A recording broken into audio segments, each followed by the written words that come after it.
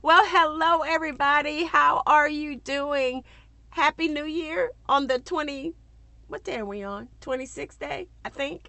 Listen, y'all, I've been man down. Man down. Whatever this stuff is that's going around, I caught a strand of it and it about took me out, y'all. I promise you, for 3 days, I slept solid. I mean, slept. Maybe only getting up to use the bathroom and get something to drink. Outside of that, it was out. And I'm still trying to recover, and I'm in now week 2. So, sorry, I was hoping I wouldn't cough. I was trying to get the video done without coughing, but I want to come out and reach out. Why do I look? Wait, no. Okay, that's a little better. I wanted to reach out to you all because I felt like I was leaning all in. But I wanted to reach out to you all to figure out which Bible study we want to do starting in February. I've got 3 powerful books that I'm looking at, and I'm going to see which one you all want to do. So the first one is going to be super easy to walk through. Although it's very powerful, it's a very one chapter book. It's the book of Jude. Have you ever read the book of Jude? It's only 1 chapter. Powerful. All right? Or do you all want to go through a Bible study through the book of Ezekiel? All the visions and the things that God instructed Ezekiel to do. Whoa, mind-blowing. Could your obedience be that on point with God? I mean, if God was to call you and minister to you and say, I want you to do X, Y, and Z, and people looking at you crazy, are you able to follow God even though the instructions may sound crazy? Listen. Or do you want to go through the book of Genesis? Oh, those all are 3 very powerful Bible studies. Now, the way these Bible studies are going to work is that they're not deep in depth, but they're enough to get you going. And especially for those of you all who have never read the Bible fully through, and you're like, I would love to read the Bible and study it and really understand what I'm reading. These will be those type of Bible studies. There's probably only going to be about 3 to 5 questions per section in the chapter.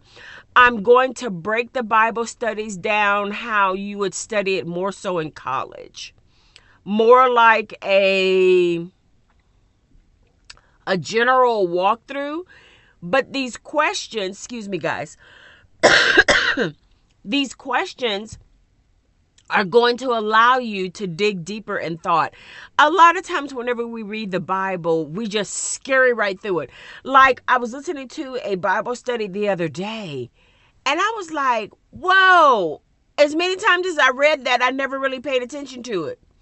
He was explaining some things about Moses and his obedience and his walk with God. Now, a lot of us want to have these mountaintop ministries where we are walking with God and we are coming back telling the people what God said. Duh. You know, you had that, and a T on the end said it. Duh.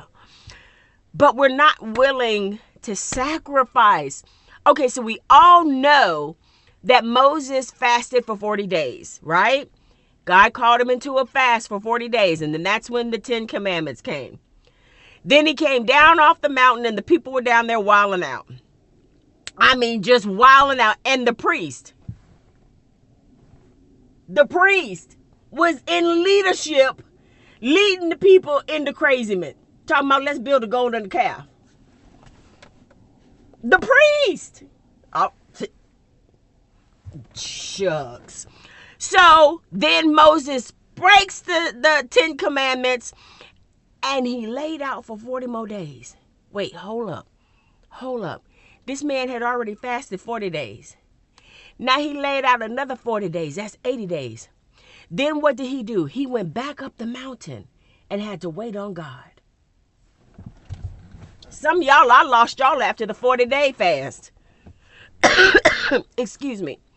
So are you willing to lay down your life, no matter what that means, and take up the call of God? Whoa.